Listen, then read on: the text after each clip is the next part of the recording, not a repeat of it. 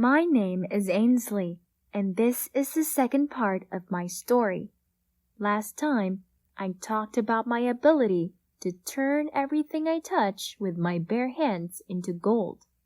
And also, everything I saw would turn into ashes. I wasn't born with this ability.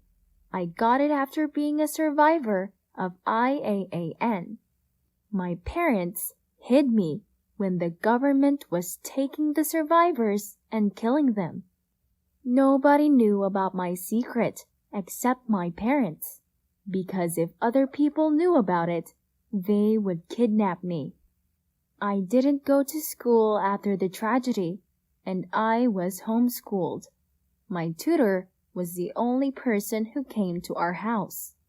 I didn't have any friends, and the things I could have told a friend, I wrote in my diary. Nobody ever read my diary. I wished I would be a normal girl again, because I missed what I had before the tragedy. I realized that Mary, who was my tutor, had found out about my secret. I tried calling my parents to inform them so that they could tell me what I should do, but there was no network in our home.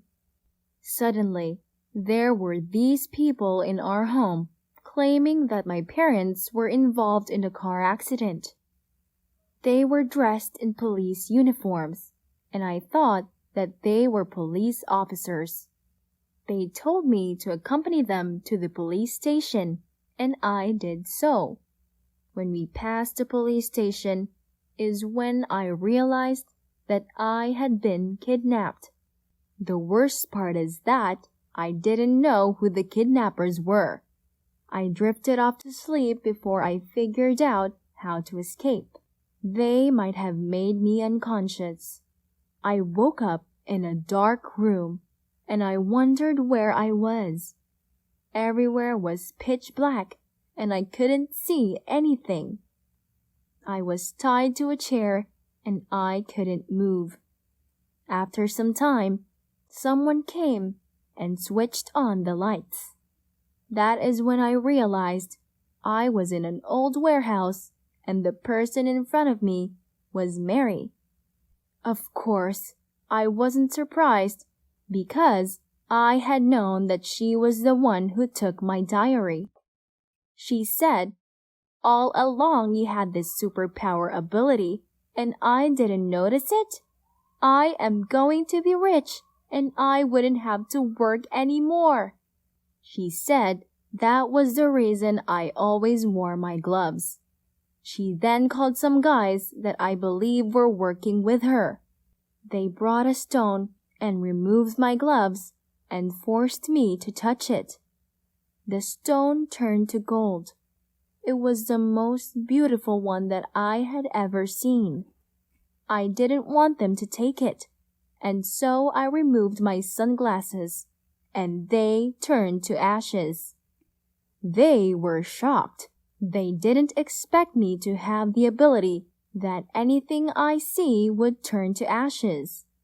Mary was angry, and she slapped me. She then asked the boys to blindfold me. I knew that if they do so, I wouldn't do anything rather than be their slave. I wanted her to pay for what she has done to me. Something unexpected happened when she tried forcing me to touch the second stone. It didn't turn to gold because I didn't want it to. That was when I realized that I was able to control my abilities. This meant that Mary wouldn't get the gold if I didn't want her to. She left the room fuming with anger. She then came and gave me her phone. It was a video call from my parents. They were badly injured, and I knew that they had been beaten by the kidnappers. They must have kidnapped them before coming to our home to kidnap me. Mary told me if I don't turn the stone into gold, my parents would be harmed more. I didn't know what to do. I was torn between giving Mary what she wanted and rescuing my parents. The problem was that there wasn't any assurance that my parents would be safe after I gave Mary the gold. My mother was begging me to give Mary what she wants so that the guys won't harm them. My dad was silent, which was weird. I wanted to hear his opinion. My dad then scratched his forehead, and I knew his opinion. 7 years ago, after my parents found out about my secret, my dad knew that no matter how much they protected me, a day like this would occur eventually. That was why he one day called me to his study room when my mom was asleep. He explained to me that I needed to learn how to protect myself because they might not always be there to protect me. He said that if I was ever kidnapped and the kidnappers asked me to give them gold or they would hurt my parents, I should ask them to video call my parents. He said that if he scratches his head, it means no. And if he clears his throat before speaking, it means a yes. I knew what I would do, and I told Mary that I wouldn't turn it in. My mom was surprised and thought I didn't care about her, but I knew the reason behind it. It hurt me to see my mom cry. Mary ended the call and asked one of the boys to beat me, and they left the room. I knew that it would be painful, but I had to bear with it. I had to think of something that makes me happy so that the pain would reduce, but the whip never came. I was blindfolded, so I couldn't see anything. The guy gave me a proposition. He said that he would help me escape and rescue my parents if I promised him that I would give him gold worth $1 million. I told him that I would do so, but after I had been rescued is when I would give him. He told me not to sleep at night because the mission would take place at night. I waited for him, and when the door opened, I thought it was him. Mary came in, and I gave up on the idea of being rescued.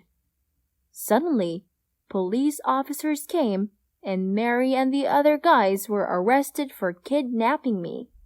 My parents were there, and I ran to hug them. They told me that a certain guy named John was the one who rescued them. We then fled to another country. The following day, I received a call. It was John, asking for what I had promised him. We met and I gave him the gold. He promised that he will never tell anyone, and in return, I told him that whenever he needs money, he should contact me. I think we will never come back to our hometown. We need a new start after what happened.